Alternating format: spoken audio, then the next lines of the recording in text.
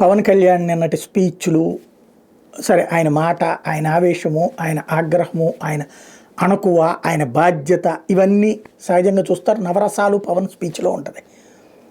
ఇది వైఎస్ఆర్ కాంగ్రెస్ పార్టీ శ్రేణులకి కాక పుట్టిచ్చేస్తే, కడుపు రగిలిపోతుంటుంది, సోషల్ మీడియాలో పోస్టులు పెడుతుంటారు, అంతా బాగానే ఉంటుంది. కానీ పవన్ కొట్టిన దెబ్బ ఏదో పండుగాడి దెబ్బ లాంటిది, దెబ్బ తిరిగి మైండ్ బ్లాంక్ అయ్యే దెబ్బ.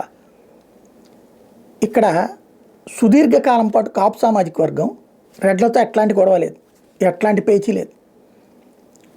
ఓసారి తెలుగుదేశానికి ఓట్లేశారు, ఓసారి కాంగ్రెస్కి ఓటేశారు, వైసీపీకి ఓట్లేశారు. బట్ ఎప్పుడు వాళ్ళకి తెలుగుదేశానికి ఓటేసిన సందర్భంలోనూ తెలుగుదేశంతో కోపం ఉండేది, తెలుగుదేశం అంటే ద్వేషం ఉండేది. సుదీర్ఘకాలం పాటు కాపు సామాజిక వర్గం శత్రువులుగా భావించింది, వర్గ శత్రువులుగా భావించింది కమ్మ సామాజిక వర్గాన్ని.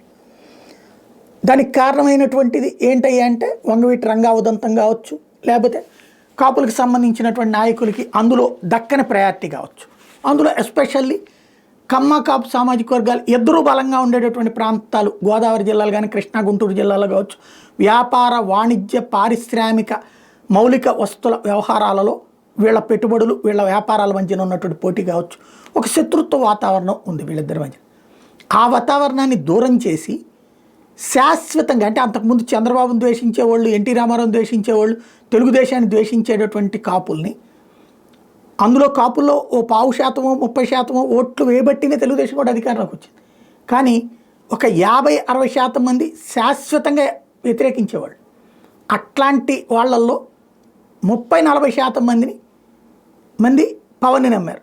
ఆ పవన్ చంద్రబాబుని నమ్మారు. ఆ 40 అంతకుముందు 30 కలిపితే 70తో మొదటిసారి అధికారం ఏకంగా 164 స్థానాలు వచ్చింది. వీళ్ళు 11 స్థానాలకు పరిమితం అయ్యారు. ఇప్పుడు నెక్స్ట్ అయినా వాళ్ళు ఇటుకు వస్తారా? శాశ్వత వర్గశత్రుత్వాన్ని చంద్రబాబు వైపు నుంచి జగన్మోహన్ రెడ్డి వైపుకి మళ్లించడంలో పవన్ కళ్యాణ్ సక్సెస్ అయ్యారు. కాబట్టి పవన్ని దూషించడం, ద్వేషించడం కాదు, అతని తెలివితేటలు, అతని ఎత్తుగడ ముందు జగన్ వైఫల్యం అన్నది, రాజకీయ వైఫల్యం అన్నది ఇక్కడ కీ పాయింట్.